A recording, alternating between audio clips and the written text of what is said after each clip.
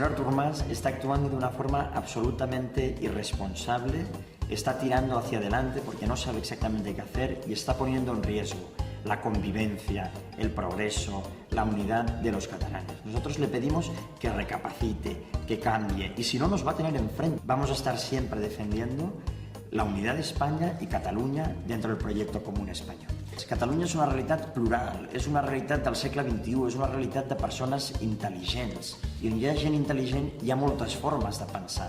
Nos estamos jugando mucho en Cataluña, muchísimo. Nos estamos jugando 500 años de historia, nos estamos jugando nuestros lazos familiares, nuestros lazos con nuestros amigos, nos estamos jugando el progreso económico. Por tanto, no es el momento de personas, de partidos, es el momento de estar más allá de todo ello y de unirnos, de estar juntos en una plataforma, todos aquellos que defendemos el progreso de Cataluña y su unidad con el conjunto de España. Hay mucha gente que ha estado viviendo los últimos acontecimientos en Cataluña con mucha preocupación.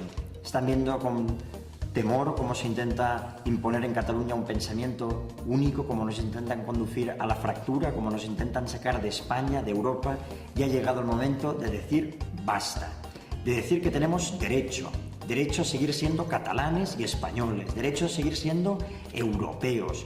Tenemos el derecho a la convivencia, el derecho a la cohesión, el derecho a la unidad. Y por todo ello vamos a salir de forma festiva, pero de forma también muy firme, el día 12 de octubre para defender nuestra realidad catalana y española.